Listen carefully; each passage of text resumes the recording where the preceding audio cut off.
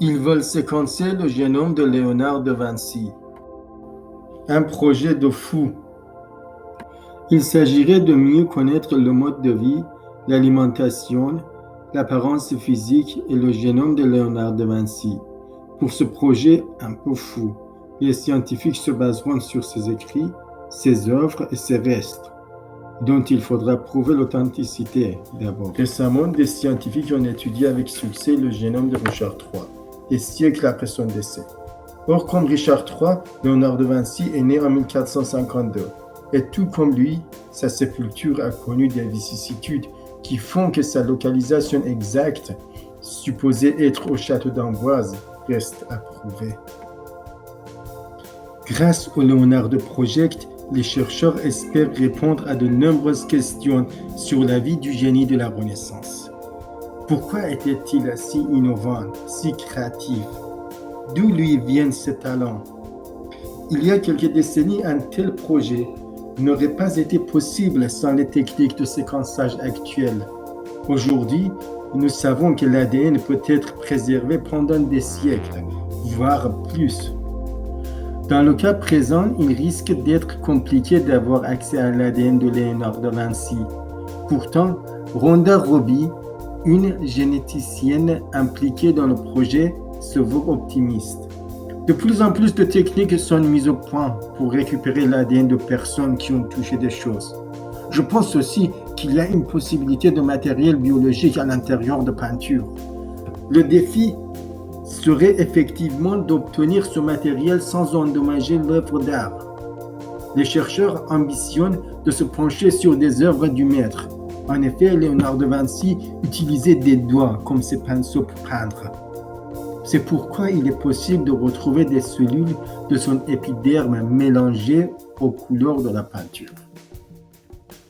Le Leonardo Project implique différentes équipes de France, Italie, Espagne, des États-Unis et du Canada.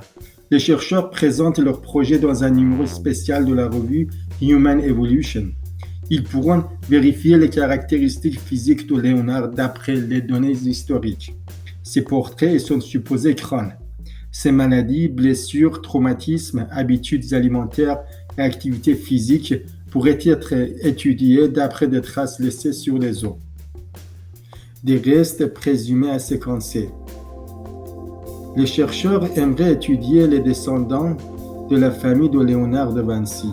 Lui-même n'aurait pas eu d'enfant, contrairement à ses frères et sœurs, et reconstruire son arbre généalogique.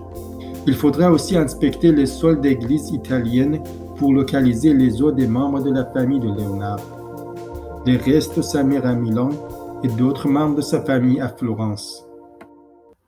L'équipe va aussi travailler sur les restes supposés de Léonard, qui sont toujours entourés de mystères. Officiellement, Léonard de Vinci est enterré à la chapelle Saint-Hubert au château d'Amboise, mais des doutes subsistent sur l'authenticité de ces restes. Décédé au Clos Lucé à Amboise en mai 1519, à l'âge de 67 ans, Léonard a été enterré dans la chapelle Saint-Florentin au château d'Amboise, conformément à son souhait. Et cette chapelle a été démolie en 1802. Certaines tombes détruites et des restes perdus. En 1863, sur les lieux du bâtiment détruit, un cercueil a été découvert avec un squelette et près de ce cercueil, une inscription Leodus Vinc pour Leonardus Vincius. Ces restes pourraient servir l'étude. Il faudrait pouvoir comparer leur ADN à celui des descendants de la famille de Vinci. J'espère que vous avez aimé la vidéo. Si c'est le cas, abonnez-vous à la chaîne pour ne rater aucune autre vidéo. À bientôt!